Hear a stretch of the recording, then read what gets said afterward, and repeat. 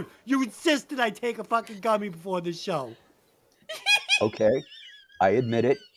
I was wrong. We can't stop laughing.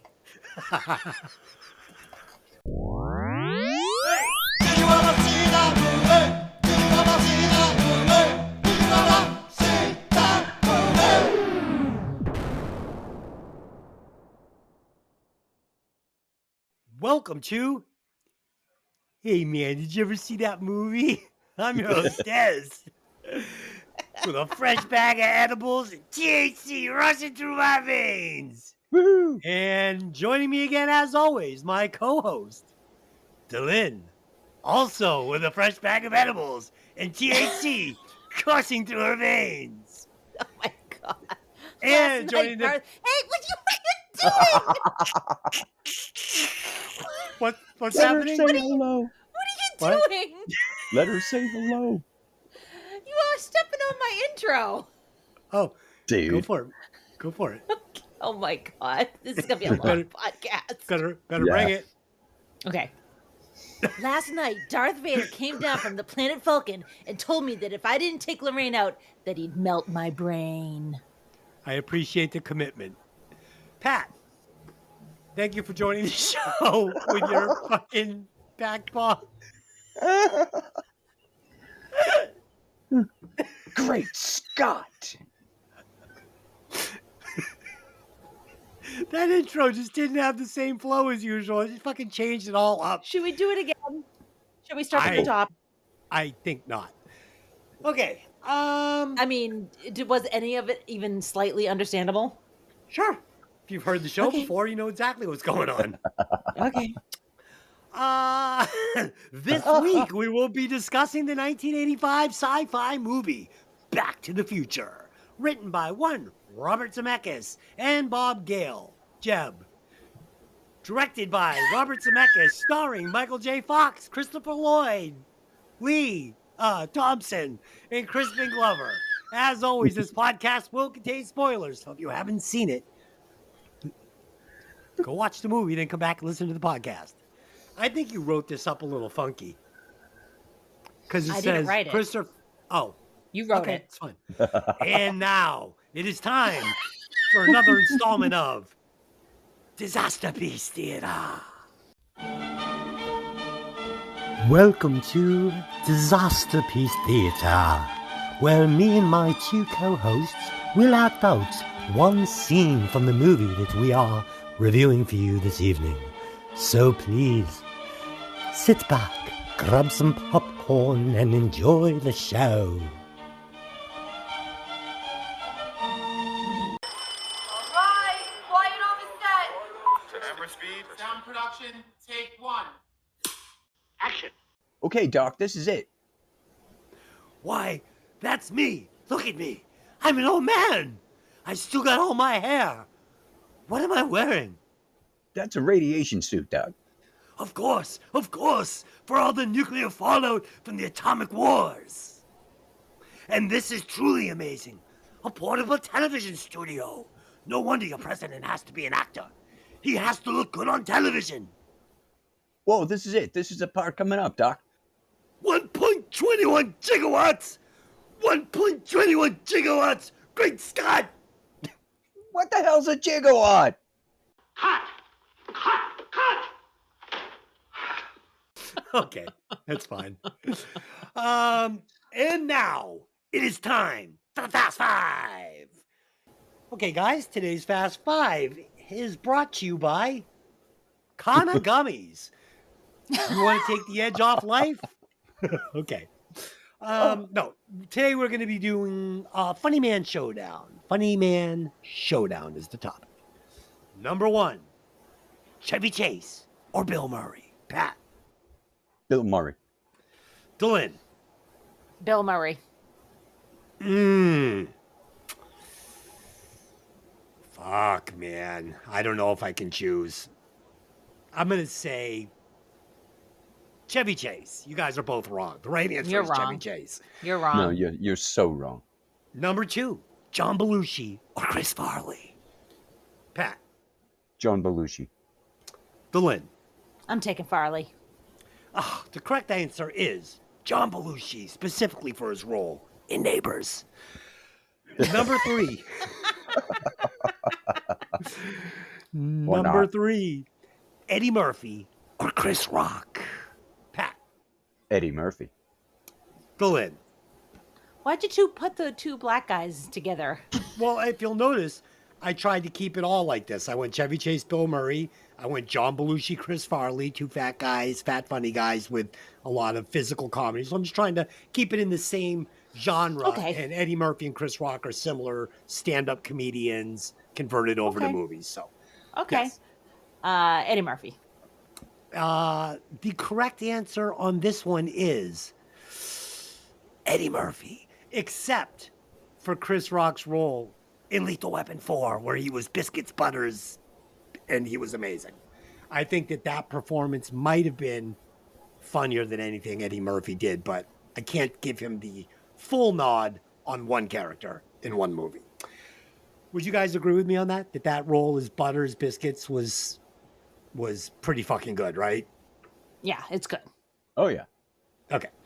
Number 4, Will Ferrell or David Spade? Pat. Will Ferrell. Dylan. Will Ferrell. Yeah, the correct answer is Will Ferrell all day, even though I do enjoy David Spade. And last but not least, and this one's obvious, number 5, Dan Aykroyd or Steve Martin? Pat. Dan Aykroyd. Dylan. Dan Aykroyd. And for me, it's Dan Aykroyd too, but I do love Father of the Bride. And I That's also not like comedy. I also like the Out of Towners. What do you mean? Father of the Bride's not a comedy? It's not like that. Have you ever seen it? It's not. I have seen it. You've made me watch it. It's a comedy. It's not And very the Out funny. of Towners, the remake It's of the more Out of a of Towners. feel-good movie. It's not a funny movie.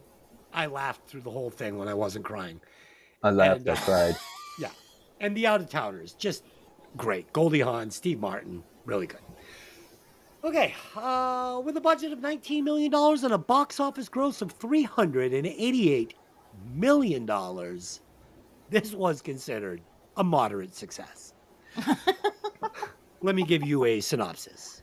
Marty McFly, a 17-year-old high school student, is accidentally sent 30 years into the past in a time-traveling DeLorean invented by the fucking local lunatic who he was warned not to hang around with by the principal of his school, Doc Brown.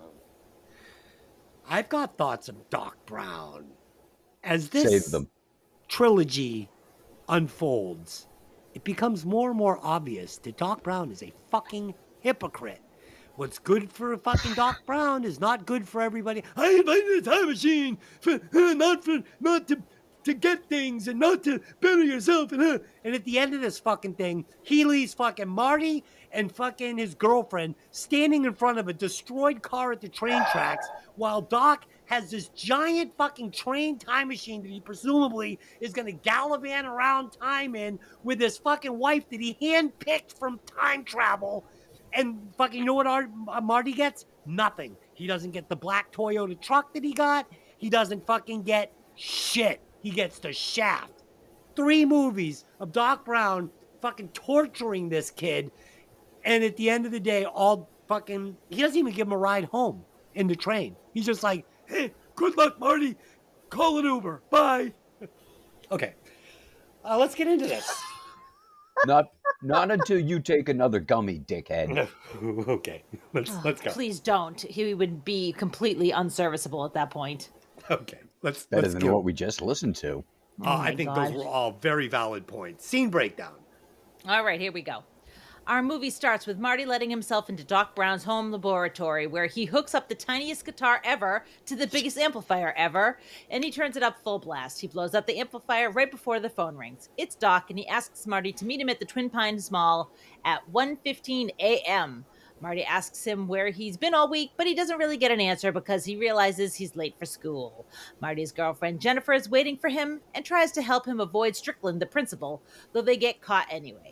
Later, Marty's band auditions for the school dance, and Huey Lewis, sans the news, tells him that they're just too loud. Nice. I have so many questions in these opening scenes. Of Okay. course you First do. of all, why is Marty stopping by Doc's first thing in the morning. Marty is 17. Doc is 70. This is strange. Do they ever tell us why they're friends or how they became friends? No. I don't think so. so. I don't think it's ever explained. No. It's strange. And doesn't it feel a little strange that Doc made this giant guitar amp and got this little guitar? Like, Marty, come over to my house. Lots of candy and ice cream and little guitars. Oh my God. No, it's just interesting. I mean, you have to question what the fuck is going on between Marty and Doc. I would like to know why they're such good friends. I Why have a theory. Doc? Go, let's hear it. I have a theory. Marty's a guitar player. Yes. Maybe he goes to Doc and asks him to build the amplifier because does he Doc's know a Doc? scientist. How does he know Doc? Everybody knows Doc. Okay, now you're making it even weirder. Everybody knows Doc. The kids at the high school know Doc. The principal knows him. Yeah, So the principal's obviously, warning all these children. He's saying, stay away from that crazy old man. the principal would have been in jail for assaulting students. Yes, he would. Well, maybe not back in the 80s when I went to high school. Teachers had a lot more power back then. Another sign of the times. Yes, I think that we were better back in the 80s.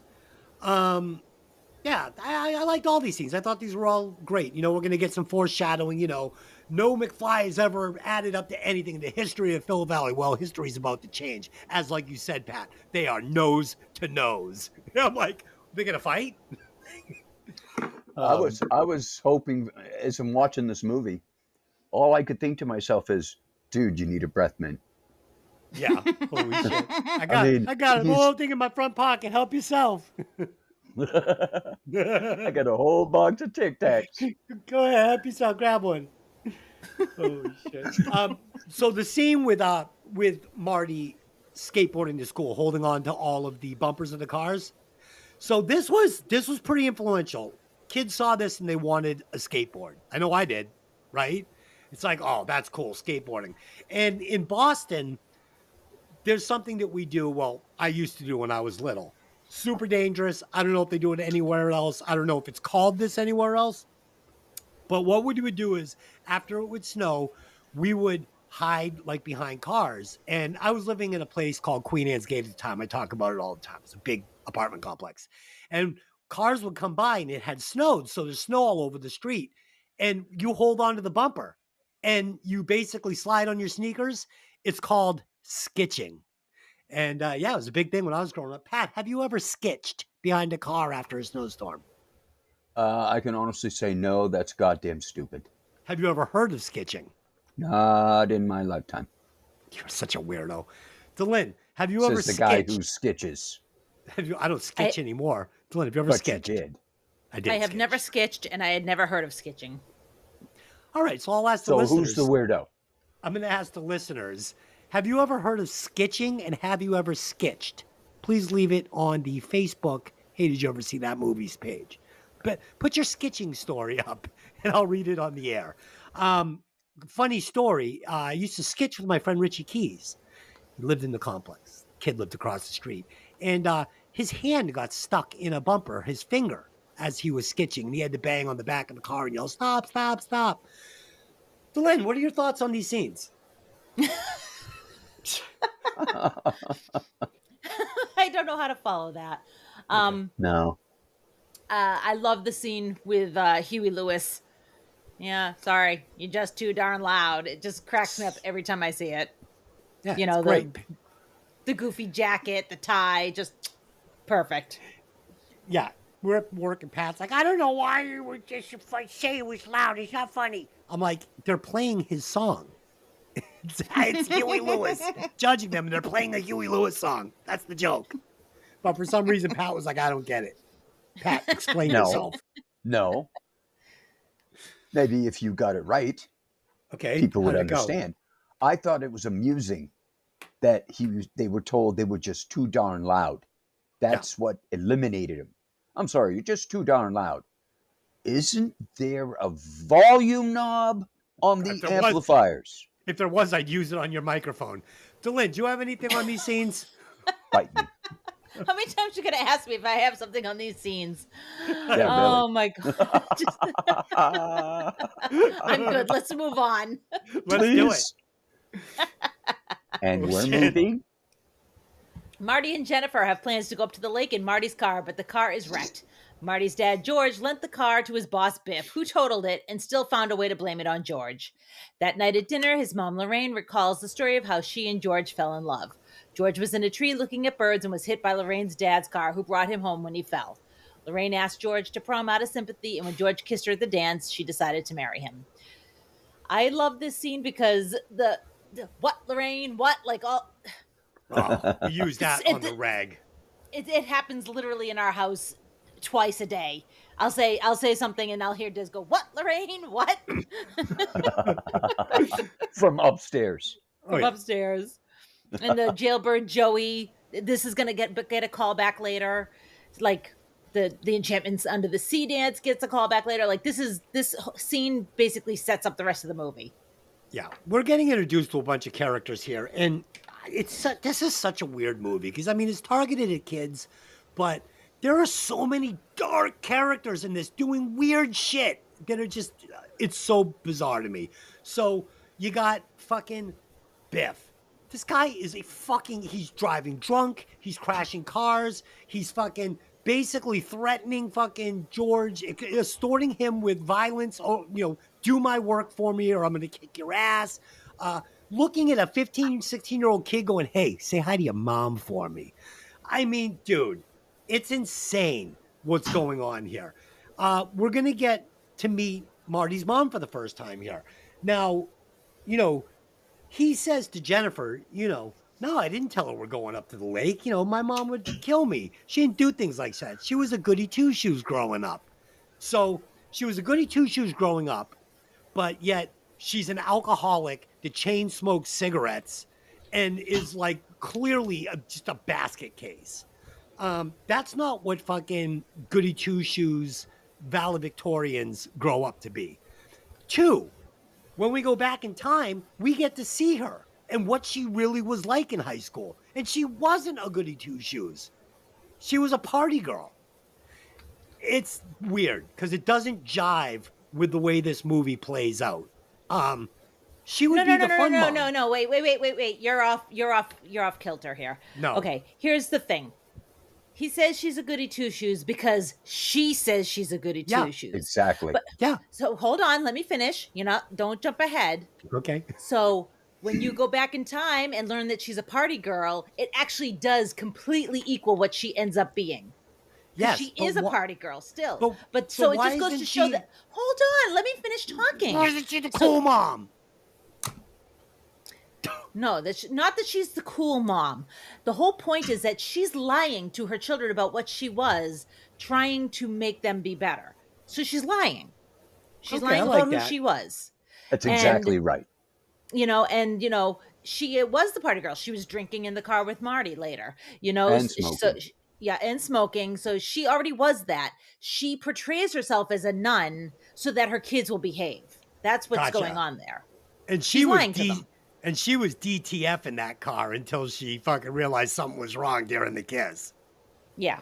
So she basically, it actually is brilliant that she turns herself, I mean, obviously I'm jumping way ahead, but she turns herself around at the end of the movie because she ended up having a different outtake Right. on life, from what she went through. Pat, do you know what DTF means?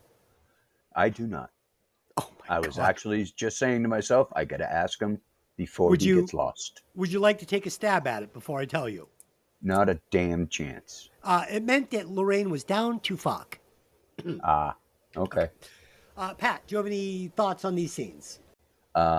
Seeing Huey Lewis, who did not get credited in this movie because he didn't want to. Really? He did not want to be credited. He actually didn't even want to write the songs for the movie because he said he didn't know how to write a movie song until he was told, just write a song. This is what the movie's about. Write a song. And it worked out well for him. Yeah, he made a boatload of money off all these Back to the Future deals. Boatload of money. Yeah, And, this and was seeing that it's Huey Lewis in the news, you'd have to know who he is, obviously. But seeing him in that role the first time, you're like, oh, shit. Look who's sitting on the floor judging Marty playing the opening riffs of a Huey Lewis song. Yeah, this is what put him on the map. I mean, this movie is what made him, Huey Lewis, like mainstream. Yeah, this is his skyrocket. Artist. Yeah, this is what did it for him. Yeah, I like it. Good stuff. The Lynn. Really? Really? That's what you have to say about this? No, I didn't talk about it yet. No. Oh, okay, great. So yeah, so I like the name of his band, the Pinheads. It's good stuff. Good stuff. Yeah, Great for the 80s. they've got detention, given detention. Jennifer takes a detention slip for her man. She could have been to school on time, but she was It waiting was to a help tardy him slip. sneak in the back door. Nope. Sneak in the back door. All right, let's keep going. Yeah, yeah, we got it. We got it. Did it the first time? Bump. Your first I'm hat day? moving on without you. You're out of your mind. Let's do it. You can't take a gummy before the podcast anymore. Oh, yes, Okay. you can. Okay. At 1 a.m., Marty heads to Twin Pine Malls to meet Doc. Doc pulls out of a truck in a modified DeLorean car. He has Marty run his video camera and puts on a demonstration. When his car hits 88 miles per hour, it turns into a time machine running on plutonium. Doc reveals that he got the plutonium from Libyan terrorists who wanted a bomb, but Doc delivered a fake. Just then the Libyans find them and attack, killing Doc. Marty hides in the car and then drives it away. When he hits 88 miles per hour, he travels back in time to a date that Doc had punched into the car as the day that he invented the flux capacitor, the thing that makes time travel possible. Stuck in 1955, he goes in search of Doc, but instead finds teenage George being bullied by young Biff. George leaves and Marty gives chase, finding him in a tree, but he's not bird watching, he's looking at undressing girls. He falls out of the tree and is in front of Lorraine's father's car, but Marty pushes him out of the way and ends up getting hit himself. So here we are. We're back in 1955, and now he's seen who his dad really is. Yep. So so we've got fucking Biff, the rapist, fucking bully that beats people up. We've got Lorraine, the alcoholic party girl, and now we've got her husband George, the fucking literally peeping Tom. This guy is jacking off in trees with fucking binoculars. Jesus. We're also going to find out from Dad that he's hit another one of these damn kids. So presumably his mom, Lorraine, knows that all the high school boys are coming around at this time and taking her fucking clothes off in front of the window so they can watch. What the fuck? This is That some wasn't weird them. shit. It wasn't What? his house, her house, was it? Yes, Yeah. it was her house. Yeah, it Oh, was. he was actually looking at Lorraine? He was looking at Lorraine. What's Wow, startling is... Go ahead. What's I know you want to startling go off on a is- rant. Go ahead. What's startling is that Delane doesn't know that George is in a tree in front of Lorraine's house watching her undress. I don't think I realized it was Lorraine. That's it. The father hits him with the car. It's the biggest. Yes, I understand that, but he could be anywhere on the street going home and hit him with the car. Doesn't What have was to he be right looking in at? front of Lorraine's house. Except was that look- he yelled to his wife. And he Right. was looking at her through the window with binoculars. Yeah, I got that now. Okay. Yeah, so all strange stuff there. We're going to get the first scene from the Twin Pine Mall. Twin And- Pine. Yeah, so this is all going to be very tragic when we get further into the movie. So Doc Brown, shot in the chest, presumably killed, even though we find out he's not. Marty, only reason he's not dead right now is because the terrorist gun jammed. He pulled the trigger. Marty was standing there with his eyes closed. He's dead meat. That gun doesn't jam. So Doc has witnessed all this, and I'm going to jump ahead. They go into the future. At the end of the movie, Marty wants to save Doc's life by telling him what happened. Marty won't let him. His whole thing is, oh, I'm in a time machine. I'll just set it for 5 minutes. 5 minutes. You're going to give yourself 5 minutes. Like, why not 5 days? Why not 3 months? Hey, Doc, don't build that fucking thing. Our lives are going to be in jeopardy if you do. He gives himself 5 minutes. When he gets there and watches this whole thing unwrap, and he fucking goes over and Doc is alive, okay? He pulls out the piece of paper that Marty had written, be careful, you're going to get shot on the night of the fucking we go back. What has fucking Doc done now, knowing this information, everything that's going to happen? He's put a bulletproof vest on himself. He's not mentioned anything to Marty that tonight we're going to be attacked by fucking terrorists. Marty doesn't get a bulletproof vest. Once again, Doc gets everything from time travel. Marty gets fucked. And Doc is lucky the guy didn't shoot him in the face. Lynn, what do you got on these? These are all valid points. These are all valid points. Oh my God. I like that when you come back later in the movie, it's no longer the Twin Pines Mall. Now it's the Lone Pine Mall because he knocked over one. It's like, and it's like you didn't even notice it unless you noticed it. It's one of those things, right? Yeah. But I love that. Yeah. And then, you know, like these Libyans, they've got a freaking rocket launcher and shit. So like maybe if he was going to look at that letter, he could have forewarned Marty. I mean, granted, he probably didn't want to, because then it would cause a like Paradox. an event. Because Marty wouldn't get in the car and drive away, and then he wouldn't go back in time, and then he wouldn't write the letter, and then it's like, yeah. So it breaks. How about time. this? How about pick to do it on another night if you're still going to go forward with it? Like maybe we shouldn't do it at 1 o'clock in the morning at the Twin Pins Mall, since I know that this is going to happen. Twin Pins. It's fucking stupid as fuck. It's stupid as fuck. And I love this movie. I'm not going to give it a bad score, so don't worry. But come on, guys. Give me a break here with this. Fuck. Oh, Pat. You have anything to say over that rant? Oh, dear God. Make it stop. Let's talk about 1955, when he finds himself in 1955. No, Okay. no. I mean, first off, I have to, Des, Come on, spit the it out. movie is written a specific way so things follow events. Obviously. Everything you said is ridiculous. What are you talking about? Doc knows what's going to happen. Dude, He puts a vest on. You can't write it that way. You can't write it seeing what's happened. That's not the way to write the movie. So he fucking tells Marty, so he goes in, he pulls the camera out of the car, right? At that moment, why isn't he pulling out another bulletproof vest and be like, Marty, put this on, just in case. You know, it's lead. It'll protect you from the fucking radiation, just in case. Even if you didn't want to tell him about the shooting. It doesn't make any sense. He knows what's going to happen, and the only precaution he takes is he buys a bulletproof vest for himself. It doesn't make any sense.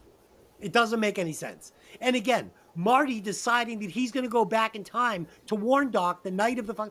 Why are you going back 5 minutes? You have a time machine.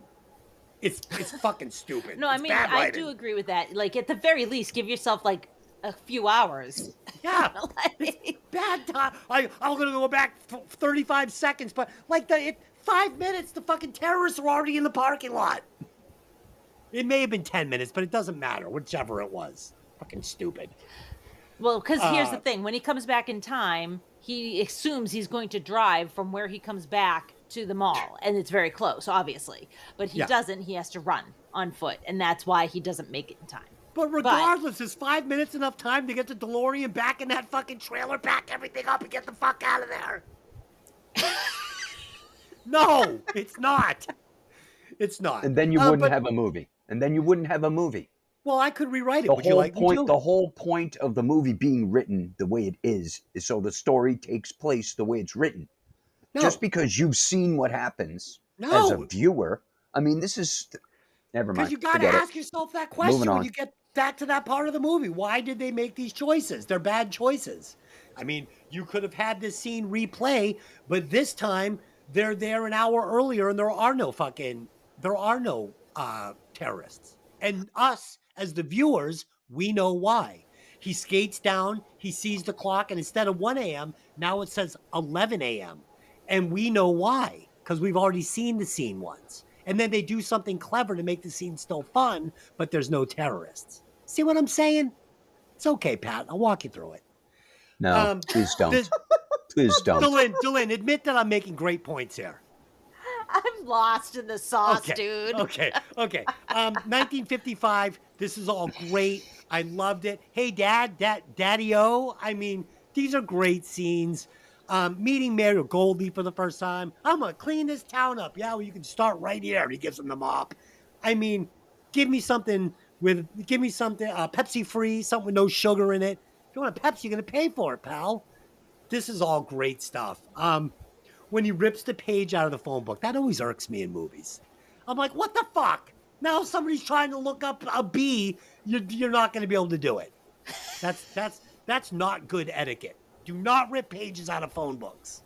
If you ever travel back in time in a DeLorean. And I also love how everybody thinks he's a fucking in the Navy or the Merchant Marines or whatever the fuck it is, the Coast Guard. Because his puffer jacket. Because the puffer jacket. Now, did either of you ever have the puffer vest? No. I had the vest with the zip-in sleeves. Oh, yes. Perfect. I had the vest with the zip-in sleeves, too. So gay. Holy shit. Absolutely. You take those sleeves off, you look like a fucking lunatic. Okay? You take those sleeves off and people hit you with them. Dude, why do you even have to take the sleeves off? It's so bad. Like, I'm inside. I'm going to take the sleeves off this fucking... All right, let's just keep going. Lynn, scene, please. Oh, my Lord. All right. Marty wakes to find a young Lorraine flirting with him, and he runs off. He then finds Doc at his house, though he doesn't believe Marty is from the future at first until he tells him about the flux capacitor. They get the car and bring it back to Doc's place, and Doc finds out they need 1.21 gigawatts to run the machine. 1.21 gigawatts! Great Scott! Oh, Doc you couldn't help yourself? Who can resist a Great Scott? See what happened there to the listeners. See what happened there. Normally, if I interrupted her with that, she'd be like, I'm trying to read this, but now she's on the gum and she's like, Great Scott! Can you stop pointing it out? Pointing it out. No. Go ahead. Oh, you're an ass. Oh, no. Dylan's turned on the host. Oh, God. Will you shut up? Doc reveals they would need a bolt of lightning to generate that much electricity, and Marty just so happens to know that the clock tower in Town Square is going to be hit that Saturday night. Doc tells Marty to not talk to anyone, but he reveals he's already ran into his parents. So, he fucked that all up. Doc looks at a photograph of Marty and his siblings, and his older brother's head is missing. He is being erased from time. Erased from existence. From time. From existence. Dylan, what do you got? Who can resist a 1.21 gigawatts? No, I could never. 1.21 gigawatts. Pat, would you like the gigawatt? Pat, go ahead. I mean, you also have to realize, like, as far as I'm concerned, this might be... It's a close second in my favorite Christopher Lloyd. He's... Well, maybe... This is the third. This is my third favorite. Walk us through. For the movie? In the movie? Well, no. So my first favorite is from Taxi, Jim from Taxi. Reverend Jim. Yes. Yeah, Reverend Jim. Like that's the best thing ever. The next one is Uncle Fester in Addams Family, and then this one, Christopher. Didn't see Addams Family. I didn't either, so I can't make a. What? But I remember. What? But Who are you people? I am envisioning, at the time it came out, an image of Christopher Lloyd as it was awesome. Uncle Festus. Yeah, he's a really good movies. He looked really good. The makeup Both was of those really movies are outstanding. You should go and watch them immediately. I've never watched it in a whole as from beginning to end, but I've seen enough of it. From a K-hole. Dude, I've never watched it in a hole. Like what? Where? Put some lotion on and watch it from the hole. Dear God. That's holy shit. Yeah, we know what it is. No, Pat doesn't. Pat, what am I referring to? Don't know. Don't want to know. I told you. He doesn't. And maybe we have listeners don't. I was referring to Silence of the Lambs. Put the lotion on and watch the movie from the hole. Okay. I can't believe you've never seen Silence of the Lambs. No. Oh dear. Yeah. Told you I live in a hole. That's when you shouldn't. It's time to lower down the basket so he can do the podcast. I'm watching the movie from the hole. We put a fucking laptop in it. Oh god! Live from the hole. Live from the hole. Yeah, so they're going to meet for the first time here in 1955, and Doc is full of shit. He has made this fucking contraption he's wearing on his head so he can read people's minds or whatever. He can, and it's ridiculous, obviously. He is trying to guess, but with the Coast Guard guess, which is so obvious because the guy at the fucking at the who else said it? Was it Biff's gang or the guy behind the counter at the soda shop? I think it was the guy behind the counter, but I could be wrong. I think that Biff's gang does it as well. I think there's 3 of them in this where somebody talks about the vest. Oh yeah, because one of the gang members says, "Look at Doc, he thinks he's gonna drown." Yeah. Yeah. And did you notice the young Billy Zane Yes. in Biff's gang? Yes. I I did couldn't not believe notice how this. young he looked in that movie. I was like, oh my Yeah. God. It's one of his first parts. Yeah, it was. So he makes the guess. You're here to sell me a subscription to the Coast Guard's auxiliary fucking whatever the fuck newsletter. And he's not. And, so basically he's like, Marty tells him from the future, a time machine that you invented. And Doc doesn't want to hear it. He's like, no, fuck you, future boy. And he shuts the door. And then, tells him how he got the bump on his head. But I feel like Doc would have been like, whoa, time machine, tell me more about it. Like this guy's desperate to invent something that works. Desperate. And now there's this kid standing in front of him, dressed weird shoes, weird jacket, clearly doesn't look like he's from 1955.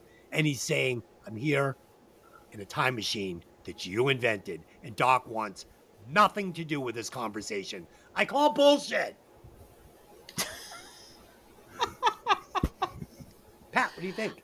What would possess him to believe Marty? Because he has Up to nothing the to point. lose. He has nothing to lose by saying, Nothing tell to me. lose. Yeah, nothing to lose. That's So your you're here- answer. Nothing Yeah, to you're lose. here from the future. You're here from the future in a time machine that I created. Prove it. Okay, I know how that fucking bump happened on your head. You fell off the toilet fucking doing the flux capacitor. That's it. right. Mystery solved. So why Exactly. didn't he do that? Why didn't he do that? Why did he shut the door in his face and say, fuck off? If I'm not mistaken, Marty did tell him that after After the door. he shut the door in his face and said, good night, future boy, and he shuts the door in his face and says basically, fuck off. Oh my God. No, Delin, you're right. He shouldn't be taking gummies. He's off the fucking So, Lynn, hinge. who is right and who is wrong in this? Pat's right. Oh, fuck you both. What do you got on these scenes? Fuck you and fuck you. You're both magoos. Please write in and tell us who is right. Pat is right. There's no Pat fucking is way right. Pat's right. There's no fucking Pat way. is right. No. Good night, future boy. Bye. Right.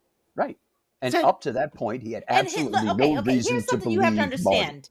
He had Look no at the reason to house believe that- him. Let Belinda talk. Ah! Okay, here's something you have to understand. Look at the house.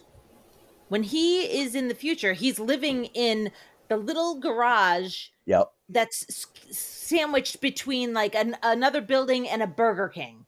Right. And so he has sold all of his land off. He's lost that beautiful house. Now, here's the thing. You guys don't know for shit because you don't know houses and shit. But it's like, that's a beautiful house. And even in 1985, that would have been worth a lot of money. And the land obviously was worth a lot of money. So he is out a lot of cash. And yeah, he did spend his family's fortune because that house was there. So he hadn't done it yet. He hadn't hit rock bottom to the point that he's living in a garage in between a Burger King and a fucking Radio Well, Shack. wait, you're not addressing the question. Would Doc Brown want to entertain the thought that this kid was really there in a time machine that he invented? Or is he just going to shut the door in his face and never know? Here's the thing. He Well, thinks the tell guy us. is... Stop. You need to relax. Take another gummy. He thinks That's the guy what is I what? said. Shut That's up. what He thinks I the guy said. is Listen. what? Listen, he doesn't believe him until he says something that he can believe. Now, I see what you're saying, that don't you think he should, but like, it's gonna play out the way it's gonna play out because Doc's knee-jerk reaction is this guy is yanking my chain like everybody in town does all the time. Somebody's put him up to this. It's like, yeah, you're wrong. You're wrong. You're wrong. We're moving on. Yeah, all right. sure. I have a trivia question just to try to Okay. change the mood. Can either of The you? mood is fine. Of course it is. Can you name the 4 pictures above on the mantle above Doc's fireplace? Ben Franklin, Thomas Edison. Greek. What's the one with no? Dog's What's the one name. with the apple hit his head? Dog's name. Einstein. And the first one, And Newton. And the Greek. Newton. Isaac Newton. It's not Newton a Greek. wasn't a Franklin. Greek. Newton was not a Greek. I'm like the Greek. Isaac Newton, the great Greek. Yeah, that's it. Well, I'll tell you why. The only reason why I can name them is because I was looking to see if Nikola Tesla was one of them, because I feel like Nikola Tesla is more the father of modern electricity than Right. Thomas Edison. But we won't go Somebody down that get the road. patent first. Yeah. So somebody knocks on my door. I'm here from the future. Oh God, If you he's give me going five, back if you then. give me, Yeah, if you he give is. me, I tried. you- I tried. you- I swear to if you God, I give me- tried. It was a valiant effort. He's It going was a back. Shut valiant effort. please stop talking. If you come to my door, like ding dong, I open the door. There's a guy standing there, and he looks like dressed like nothing I have ever seen before. And he says, "I'm here from the future, and somebody that you don't know yet wanted you to have $1 million cash. I've got it. Oh, fuck you. You're not from the future." Boom. And I shut the door in his face, and I just go back to my life.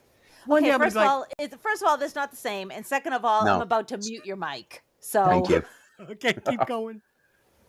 Keep going. I'm right. Doc would want to know. Does anybody God. know where we left off? I do. Marty has got to get George and Lorraine together, but Lorraine has a crush on Marty.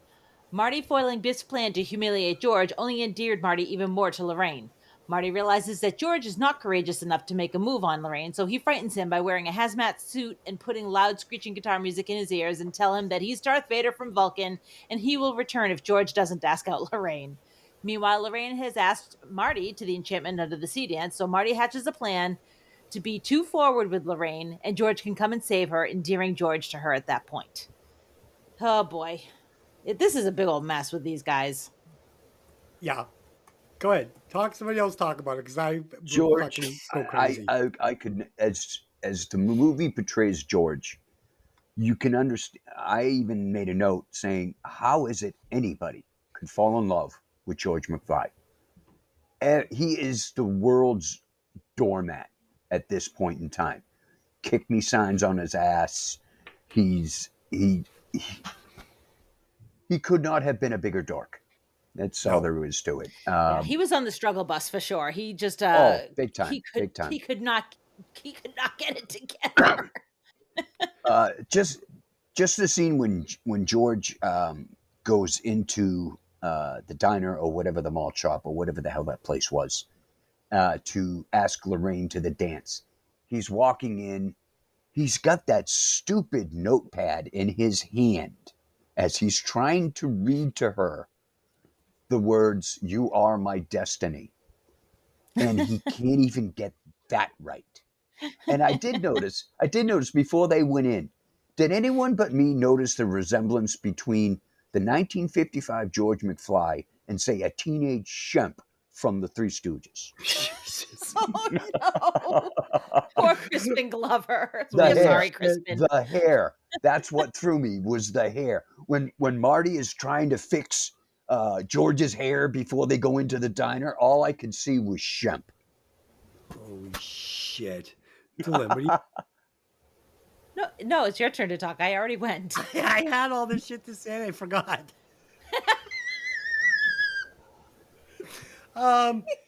What Okay. a shock. Okay. I got stuff. Okay. So, Lorraine is very forward. She's fucking been checking him out. She took his pants off. They're on her hope chest.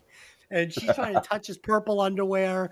And it's all very odd. It's a very odd choice for this script to go in this And direction. how is it, I don't mean to interrupt, but how is it that in the 50s, where things were far less loose, Yeah. I should say, how is it Marty ends up in the teenage girl's bedroom after With he's his hit by the pants car? off. With his pants off. Well, she took the pants off. But Yes, how what is I'm it? saying. How is it that her parents? But this point I'm making is, how is it her parents thought it was the right thing to do to put Marty in their teenage daughter's bed? Yeah, and I'm trying to help you make your point. And what are the chances they'd be like, and make sure you take his pants off and put them on your chest? Okay, Mom. It's weird. And so couple of things here. When George goes into the diner and he starts, spitting out Marty's lines at her, and she is like goo for a second. She's like mesmerized by this. I didn't get it. I mean, they have no part of time travel yet. So presumably Marty's come back. So presumably none of this has happened yet, but it has because he exists. Like the only thing that made sense to me was maybe they felt familiar to each other because on the time continual, they had already been married for, 20 years. I don't know. Why was she so hypnotically taken by him stumbling out these couple of lines? Delynn, what do you think? I really don't know. I'm sure like it would be like that they are destined to be together, and obviously she's not destined to be with Marty because Yeah. that's like, the other. Go like ahead. let's say it's 1999 and you're at Man Ray and you meet this really cool dude that's like Marilyn Manson and you're smitten by him and his name is Calvin.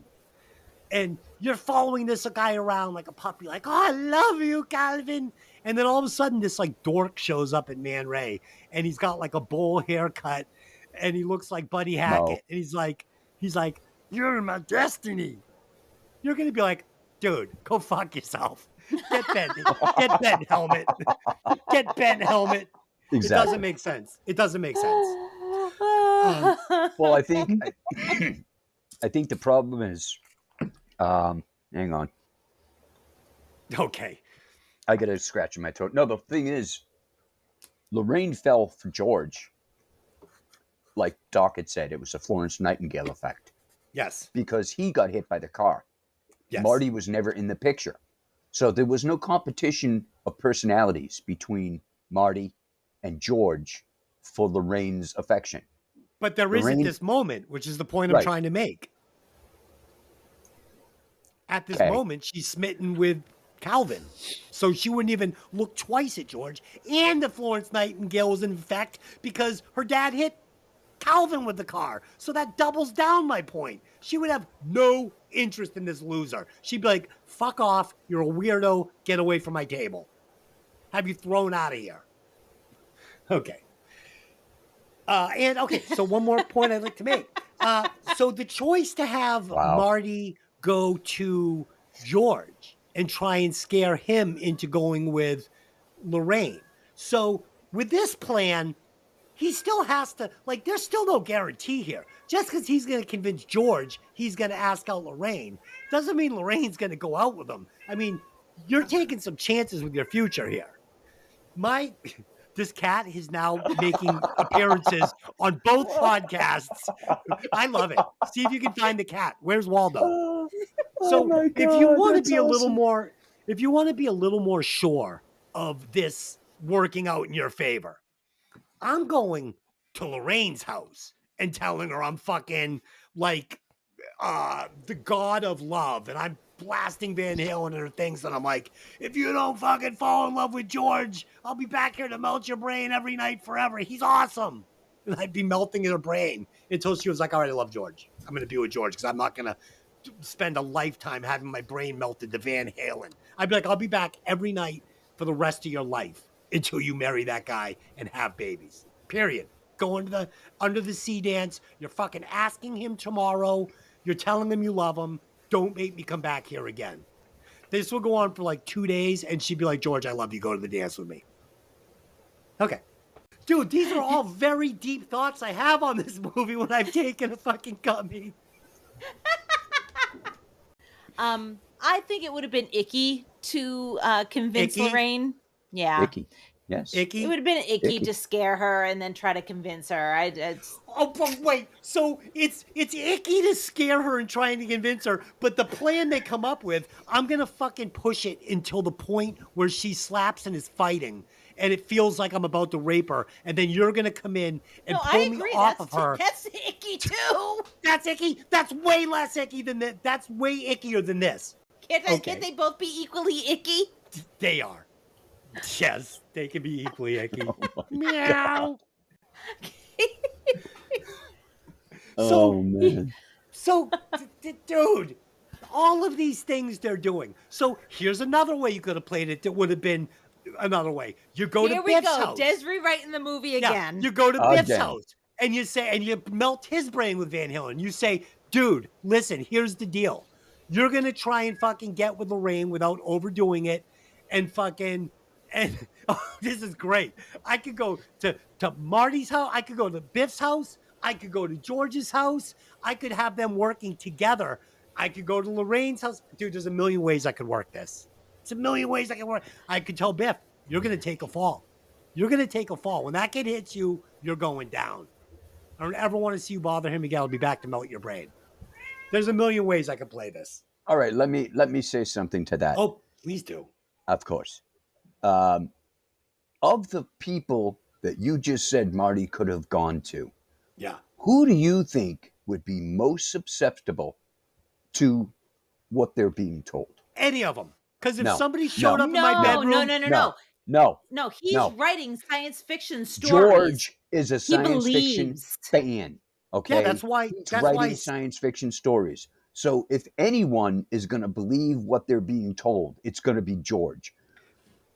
Dude, You he said it shows yourself. up in- Biff would have kicked Darth Vader's ass if he had showed up in the middle of his bed and fucking put headphones on his head. No, dude. Oh, stop it's it. 1955. 1955. These people don't have anything. They just are getting TV for the first time in their lives. Most families don't even have a TV because they're getting theirs for that first time that night at fucking Lorraine's house. I wake up at 2 o'clock in the morning in 1955 and there's a guy in a fucking yellow suit jamming Van Halen through my ears in a device that I can't fucking identify, and I'm not doing shit. I'm laying there and going, oh, dude, if that happened to me tonight at 2 o'clock in the morning, I would fucking do whatever the fuck they said. I'd be like, okay. Okay. Okay. Okay. I love it. Dude, this is so much better than just being like, and then he said, boop, boop, boop, night, night. We're having fun with this. Can you We're having mute so him? much fucking fun. You're going to need plastic surgery to get the fucking smiles off your faces. You're going to be whistling zippity doing out of your assholes. Holy shit. Flynn, go. No shit. No shit. That's our new thing. That's me and Dylan's new thing. We were out getting pizza. We were on edibles, and I said something, and then to make sure she knew that I was serious, I went, "No shit." So now, whenever we say anything that's supposed to be like, serious, it's no shit. This podcast sucks. Wow. No shit. Wow. Okay, dude, you insisted I take a fucking gummy before the show. Okay. I admit it. I was wrong. Mark that. It was a That's bad the intro. idea. Mark that. That's the intro. We can't stop laughing. Like I was telling Des when we were at the fantasy football party this past Sunday, watching you and Des looking at stuff on your phone, and I'm just staring at you. Oh, And Des would look up, and he'd see me watching, and he would just start laughing. Then he'd go look back at the phone. Then he'd look back at me, and he'd start laughing again because I'm staring at him. Pat, you have to understand, he was looking at pictures that I've taken of his ass crack. Oh, dear God. Okay, I did not need to know that. I did not need to know that. so Because for the he was listeners, working in the house on the stairs, and his ass is hanging out of his pants. So I took a couple pictures of it, and I showed it to him yesterday. okay, so the listeners know I'm super skinny. I have no ass, so it's funny. Like she takes pictures of me because I'll wear fucking stretch jeans and shit. So like I'll be in a store and she'll like see me standing there from behind with like all deflated in the stretchy pants where I have no ass. And she'll take pictures. So she has like this collection of pictures of my ass deflated. So we were laughing at all that. And then the screenshot of her phone is a picture of my face she took at me when I wasn't paying attention at a restaurant. I had like this like cream brulee like around my lips. Yeah, I've seen that one. That's awesome. Dude, it is the funniest picture ever. You see this and you laugh. Okay, let's get back to the movie. Please. Okay, I think that's a good idea. All right. I think that would be Doc- best. Exactly. Fuck. Doc and Marty have set up a wire from the clock tower that goes across the street so that Marty can drive a metal hook onto a wire. It seems very shoddy. I gotta be honest with you.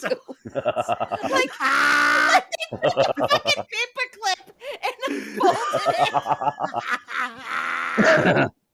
It's all right. Holy shit! When I tell you the alternative, you'll like the hook. Oh I my have so many God. problems. I have so many fucking questions. I'm made of questions coming forward. Okay, let me go. Okay. So Marty can drive a metal hook onto a wire and charge the flux capacitor, but Marty needs to attend the dance to put his plan in motion first. He also writes a note to Doc telling him about the Libyans and sneaks it into his coat before leaving to pick up Lorraine. At the dance, Lorraine and Marty are in a car parked, something older Lorraine said nice girls never did, and she's got booze, of course. She And even smokes. kisses Marty. And smokes. She even kisses Marty, even though she says it's like kissing her brother. They are interrupted, and Marty assumes it's George, but it's really Biff, who's still pissed at Marty about getting the best of him. Biff's goons takes Marty and throw him into the house band's trunk, while Biff decides to get handsy with Lorraine. George finally arrives, ready to enact the plan, the little charade with Marty, only to find that it's Biff in the car. The bully ends up pushing George too far, and George decks him, knocking him out, and takes Lorraine into the dance, now disillusioned with Marty and seeing George as her hero.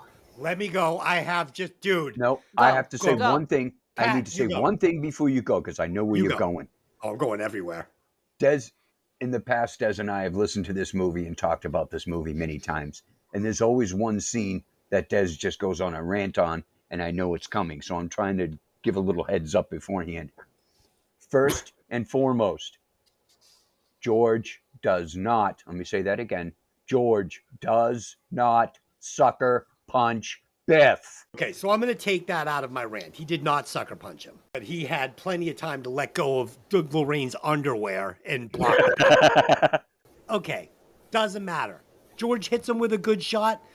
Biff wakes up. He goes into the dance. He beats George ruthlessly, and he beats George ruthlessly every single day for the rest of his life until George can leave fucking Mayberry. There's no way this one punch is turning Biff into a sniveling pussy that is going to now be like, gee, Mr. McFly, I waxed your car. No, Okay, I've so- been punched so- in the face plenty of times. So the psychology of standing up to a bully means nothing to you? Nothing. Of course Nothing. not. Of course not. Nothing. Because that Nothing. makes no sense to anybody, right? Because Biff is not the guy that's going to be turned into a completely different person because fucking somebody punched him in the face. No, but he's not going to look at George McFly the same way anymore because George McFly just fucking laid him out. No, he's not going to be looking at George the same way anymore because every time he looks at George now, he's not going to have two front teeth. Okay. All right, let's move past this. Let's move past this. I see Shall the we? cattail in the back. Oh, I would also like to say, did we talk about the dance yet where he plays guitar on stage? Not yet. We haven't got Okay. there. Okay. Yeah, no, we just go ahead. It's in there. They're talking about It's the in kiss. it's in the same Oh amount no, of scenes. here it so is. yeah. I'm sorry. Yeah. Marty needs the band to play, but one of them has cut his hand, so Marty plays the guitar so that his parents will kiss, ensuring that they'll get together. Once they kiss, Marty and his siblings all reappear in the photo. After a quick rendition of Johnny B. Good, Marty takes off to meet Doc. Doc discovers the letter and rips it up, and there's no time to tell him what happened because Doc needs to get back up under the clock tower and reattach a broken connection. Marty gets in the car, gets to 88 just as the lightning strikes, and he ends up back in 1985. He runs to the mall to save Doc, but he is too late. He finds Doc's bullet-riddled body, but as he mourns, Doc sits up. Doc has taped the letter together. Go ahead. Talk about the dance and Marty playing. Holy shit, Marty! I'm alive because I wore a bulletproof vest. How did you make it? How did you Wow. make it in a t-shirt? Yeah, when he plays party, great scenes. I love this. I love fucking him unveiling, this killer 80s hair metal guitar on these kids. Great version of Johnny Be Good. I've seen Michael J. Fox play it live many times. Michael J. Fox, good guitar player. I mean, he's got Parkinson's now. Obviously, it affects the way he plays, but I have even seen him recently play Johnny Be Good. Not super recently, but since he's had Parkinson's, and he can still play. And I think that's him actually singing too. I don't know if you guys. No, I think I read somewhere it wasn't. It's not him singing. No. Marty's singing was dubbed by Mark Campbell. So there you go. I believe that's what I read too. Yeah. Okay. Good enough. Okay. All right. So where are we at? And Michael J. Fox did not play the guitar for his character Marty McFly in Back to the Future. So I was wrong on both cases, but he can in fact play the part. Right, because we knew after that he can play guitar. Yes. I think this movie might have prompted him to learn how to play the guitar. I believe he took lessons from Dweezil Zappa, if I'm not mistaken. Don't quote me. Yeah, would be if it was true. Would be if it was true. It would be true. It is true. Oh my goodness. Shall we move on toward the end? Here's a tidbit I'd like to drop in out of nowhere. Ooh, drop it. Doc's dog originally was going to be a chimpanzee named Shemp. Shit. But then they modeled George after that character. Yes. That and they other producers said that chimpanzee movies never did well. Yeah, too hard to work with. Fun fact: my mother had a pet chimp. I don't know if it was named chimp. Shemp. It was the kind of monkey that could get into the cabinets in the kitchen, throw food at you. Was it named Shemp? It wasn't named Shemp. I don't remember what it was named, but that was before my time when my mother was Lorraine. And then you became the chimp throwing food from the cabinets. I've thrown What food? If he could find it. If he could find any. We had a pet skunk named Bonanza. It's Okay, then. weird. All right. Moving on towards the end. Here we go. Please do. Let's get Marty it on. returns home as Doc heads off to the future. He climbs into his bedroom window and goes to sleep. In the morning, he is stunned by how beautiful the common living area is now, and his brother and sister are dressed for successful jobs instead of menial labor. George and Lorraine arrive home from a tennis match, happy and looking really put together. Lorraine asks Marty about the camping trip he had planned with Jennifer, to which Marty mentions that the car is wrecked. Everyone starts barking about it until George shows them that Biff is outside waxing the BMW in the driveway. Biff comes into the house carrying a box filled with copies of George's first published book. Afterward, Marty goes out to look at his truck, and Jennifer shows up.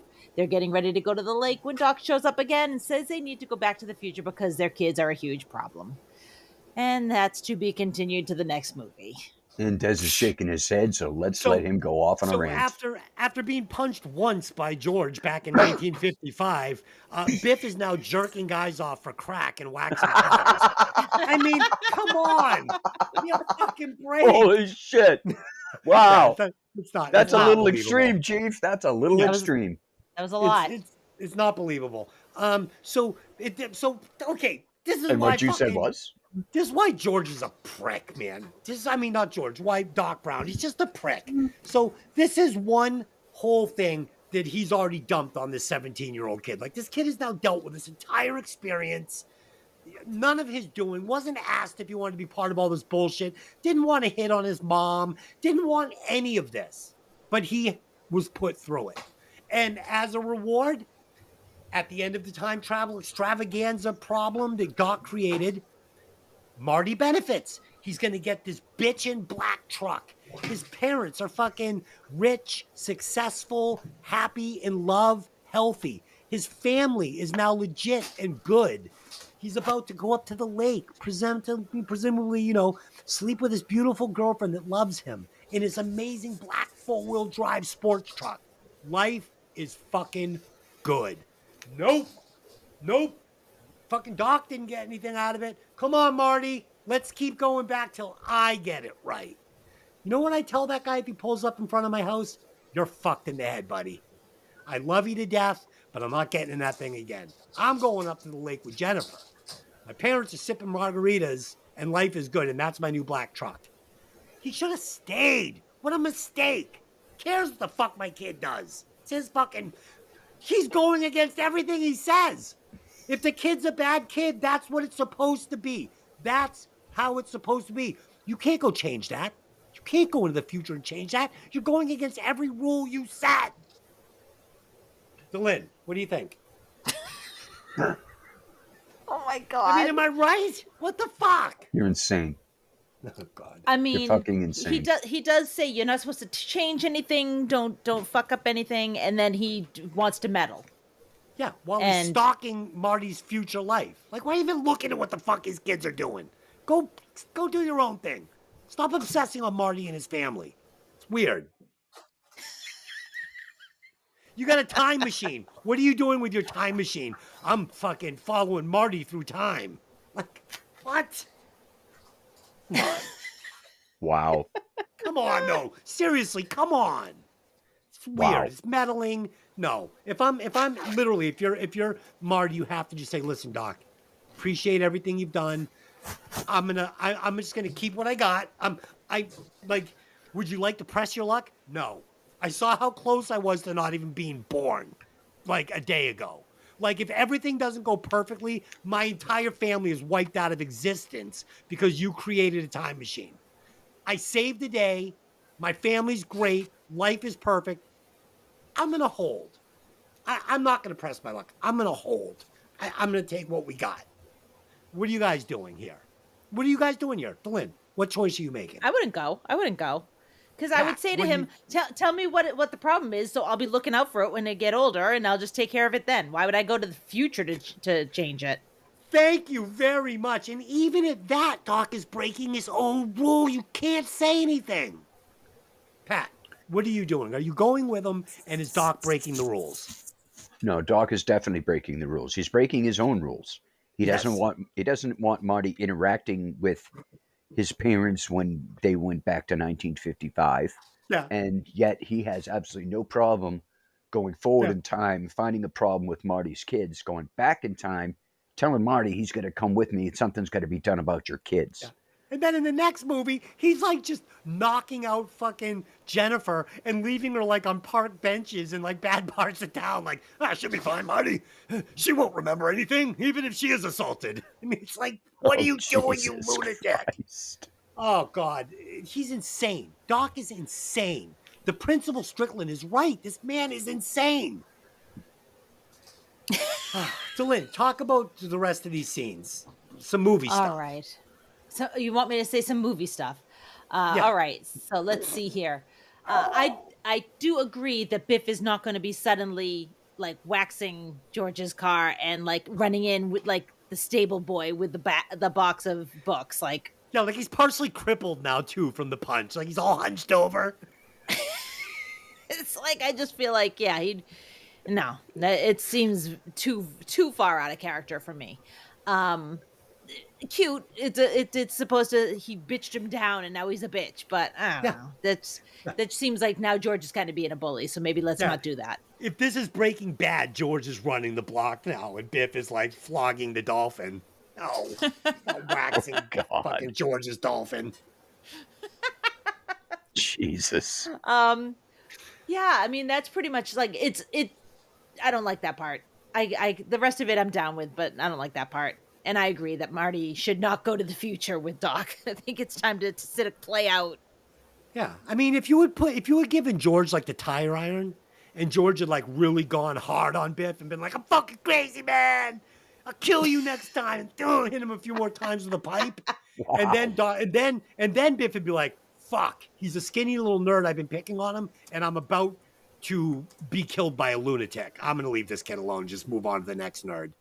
They say you should always look out for the quiet ones. That's right. That's why I'm always watching you at work. Smart. Very smart. He says smart. He says to me all the time at work, "You're lucky murder is illegal." Well, you are. Because I can only imagine how many times your wife would have killed you by now. Oh, God. I mean, Oh, I got a fucking. This I'm is a fucking excited. I've got a great recasting couch. Oh boy. Dylan's just like, there's just silence. Nobody says anything, and then Dylan blurts out, I'm excited. I have a great casting couch. This is fucking crazy. What a great fucking episode. I really enjoyed it. This is what happens in the middle of the afternoon when everyone's Yeah. stoned. Yeah, we did it at 2:30 in the afternoon this time. The daytime weirdo fucking show. I loved it. Okay, daytime weirdos. Let's wrap this up. Since I started taking the edibles, I now roll around everywhere in a matching gym suit with slides, with red and white checkered fucking van slides. Like, we were at Walmart today. I'm like, look at me. I'm in my sweatsuit with the slides. It's very comfortable. Let's recast this thing. Mark that. Mark it. Welcome to the recasting couch, where each host will recast one character from the movie. I will get us started, and I have some great ones. So I would replace Michael J. Fox with Eric Stoltz, and I'll tell you why. Only because I really want to see that production. Like, they filmed a little less than half the movie with Eric Stoltz, and they won't even release one frame of this film. I don't think it's a better movie, but I am dying to see what this movie is with Eric Stoltz. I read that it wasn't a good time on the set. Yeah, but Christopher Lloyd said he was great. He's like, I loved working with him. He was super prepared. He wasn't breaking character on set for this one. He wouldn't even answer to his own name. He Correct. stayed in character all the whole time. But I read that he was very deadpan. Yes. And where Eric Stoltz would eat lunch by himself in his trailer, Michael J. Fox ate lunch with the crew and spent time with them like he was one of the gang. Yes, but the point I'm making is this would have been Eric Stoltz a little tougher, a little darker than Michael J. Fox. And it would have been a different movie. It wouldn't have been so slapstick between Marty and the Doc, where we're getting all these like really, almost satire between them. 1.20, what the hell's a gigawatt? Like, it's not going to be that movie. And I'm just curious of what it would be. I think it would be a little more sci-fi, a little more harder towards sci-fi, and a little less like just full-blown comedy. So that's one. And if I was going to pick someone that might do a modern day replacement, I mean, we've all seen this recreation that's going around on YouTube. It's Tom Holland. He is fucking Michael J. Fox. He looks exactly like Yeah, I can Marty. see that. I can see that. Look on YouTube. There's actually a deep fake. a deep fake for a upcoming reboot of Back to the Future. Somebody made like a fan Actually, one. I think I read something about that. Yeah, it's pretty good. So those are my two. Pat, you go next, because I think Dylan's going to shake us to our core with this. So, All right, Pat, go well, ahead. I'm going to go with pretty obvious, and I'm sure Des already knows about this. There's only one person I could replace Christopher Lloyd with, and that would have to be Michael Richards from Seinfeld. So good. I love the pick, and I think he could have pulled it off. Just to make it more believable, how about we replace Biff with Dolph Lundgren? So like when George knocks him out, oh, George, you have knocked me in my face once. Oh, no, that's not Dolph Lundgren. Yeah, no, that would be Schwarzenegger. Schwarzenegger? Okay. Yeah, let's replace him with Schwarzenegger. So, George, you have punched me in my face one time, and now I am flying the dolphin. No. Wow, that was absolutely fucking horrible. Horrendous. Horrible. All right, hang on. I don't know. Everybody. I don't know if this is an earth shaker. I just thought it was a good one. I don't know. Don't What is get it? too excited. You I'm said that my excited. pick was gonna be an earth shaker. Shake us to our core, I believe was the quote. Okay. I would replace Michael J. Fox with Ralph Macchio. Oh my God. Yeah. It works. Yeah. It works. I mean, There was I don't a know. whole assortment of actors that they wanted to that they were thinking of. He was one of them. C. Thomas Howell was another one. I bet he wish he got that. Yeah. John Cryer, I think. No, not John Cryer. Maybe John Cryer. I think C. and- Thomas Howell could have pulled it off. And what's his name? Oh crap! I can't even think of. Did Better Off Dead. Oh yeah, Cusack. John Cusack. John Cusack. That's it. I think That's it. Cusack would have been. I think he would have been great in this part. I think he would have been great in this They part. were all. I think they were all considered for the role. I thought Michael J. Fox was just a little too soft for the part. It was just one of those things where I wish it had been someone like, even like Robert Downey Jr. back like from his days doing Weird Science, like just an actor that like was a little more believable, tough, like in Just the a little bit of an cafeteria- edge. Yeah, like in the cafeteria scene where George is sticking up for Lorraine and he grabs Biff by the collar. If that's Robert Downey Jr., Weird Science era, I'm thinking he's probably still going to get his ass kicked. But I mean, at least it looks like there'd be a fight there. Like Michael J. Fox, come on. Oh, the He's a size lady difference. boy. The size He's a lady difference in the boy. cafeteria alone Yeah. between Biff and Marty was that was actually accented at least two times where Yeah. they showed the difference of Biff and so Yeah, much in the taller diner. and bigger than in the diner was one. Yeah. You can see the eyes on Yeah. Marty as Biff Yeah. stands up, and then Yeah. you see the same thing when he interrupts Biff molesting Lorraine in the cafeteria. Yeah. He's not even dropping, even with a clean shot, he's not dropping Biff. Biff probably outweighs him by close to 100 pounds. I mean, Marty in this, he's weighing probably $125, maybe $115. He's very short. And I mean, Biff is probably 200 plus, maybe 215. Literally, it's good. Do you remember in Daddy's Home too? In Daddy's Home where Will Ferrell punches fucking Dusty in the face in the airport? No, you both No. reviewed the movie. Oh no, I remember it. Did you just Yes, punch we're me, not- Brad? Oh, Did you just punch me, Right. Brad? That's what's happening here. Like, did you just punch me? No. You give me a bigger actor, Martin Downey Jr., any of those guys, any of them, and it's better. What did you call him, Mountain Berry Jr.? It sounded like Martin Berry Jr. Who was I talking about? Mountain Robert Berry? Downey Jr. Did I call him Mountain Berry Jr.? You might have. Sounded like you were trying to say something like that. Okay. Okay. All right. Let's fucking do this. Okay. Let's wrap this thing up. All right. Yo, Lynn, go. Final Rewatch thought. scores, please. Rewatch score, go. You're the one that ends it, not me. Oh, yeah. Rewatch scores, please. Rewatch scores. Lynn, go. You were ready to end it? You didn't want to do rewatch scores? God, You were all done? I forgot. 70 episodes you never forgot before. Oh, So I it's wonder funny. what's different. What's Yeah. what's changed? The wonderful world of gummies. Oh Okay. shit! I can't take a gummy before the podcast anymore. You're not used to it. It takes time, believe me. It takes I'm time. not there. You have I'm to not get there. used to it. I thought it was better. I thought Lynn was better like this. I enjoyed her personality more. She He seemed likes to have me more better. Well, purpose. she wasn't I- yelling at you for half the fucking podcast. I almost got her there once, even on a gummy. Okay, can we do Yes, this I'm giving rewatch you my score, number. please? My number is a 3.75. It's I like it, but I've got some problems. Yeah, I have a ton of 3.75 for me. problems. I have a ton of problems, but that score is way too low. Pat, what do you got on Back to the Future? I'm going to give it a 4.75 Okay, why? because there are certain things in that just were unacceptable in the way things were. The differences, the hypocrisy of Doc Brown. I never accepted George McFly during the day in a tree, staring with binoculars into the open window of a girl's bedroom with the shades up. I'm like, that entire scene, I'm like, wow, that's just fucked. With his hand in his pants, presumably. No, I believe you added that, but I will Okay. accept it because Okay. he did fall out of the tree.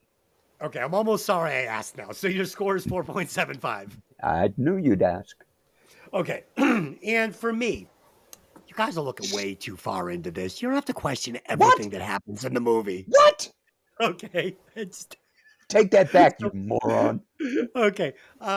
Yeah. He So gave it a 4.75. How about he's 0.25 away from a 5, and you're telling him he's looking too far into it? well, no, you guys Says the just- guy who tore into every Yeah. aspect of this movie Okay. Regardless. I literally said that just to get a rise out of you guys. Mission accomplished. So, regardless of everything I just said, Nice recovery. Regardless of everything I just said about the movie, everything, this is one of my favorite movies of all time. So, even though all of that shit stinks like a pile of manure, this is still a perfect movie for me. It's a 5. What the fuck? I love this fucking movie. I love this movie. I don't give a fuck what's wrong with it. It's fucking amazing. There it is. Dylan, will you please calculate those scores and tell us where Back to the Future lands on the chart? It is exactly a 4.5, which lands it at number 14 with The Lost Boys. Nice. I like that. I mean, I could think work it's with that. better. I think it's better than The Lost Boys. What's under it? What's above it? What's above it's it tied? is Big Wait, Trouble it's in Little tied? China. No, It's it's tied tied? with The Lost Boys. Stop Okay. it. What's... Stop. Sorry. It's tied with The Lost Boys at number 14. Right above it is Big Trouble in Little China, and right below it is Lethal Weapon, the first one. So I like this way more than the first Lethal Weapon. Way more. And there is no way Big Trouble in Little China is better than any of those movies mentioned. Okay. I want to drop another piece of trivia that I read please do. about and was absolutely flattened by it. There was an alternate way that Marty was going to get back to the future. Ooh. Instead of the lightning strike, and that, which of course makes sense, they were going to have him drive into a nuclear explosion. What? I read it. No shit. Oh. Go. Finish. No, I remember reading about it, and they said the writers or whoever was going to agree to it had chopped it because it was going to be too expensive in effect. And I just thought somebody other than me should know how absurd that sounded. I'm glad that they did not go with that ending because it was shit. Same. I did want to say one more funny thing though. So he has got a line painted at the end of the movie. Doc Brown has painted a line where the DeLorean sits with the fucking old alarm clock that's going to go off when he's got to hit the gas and go.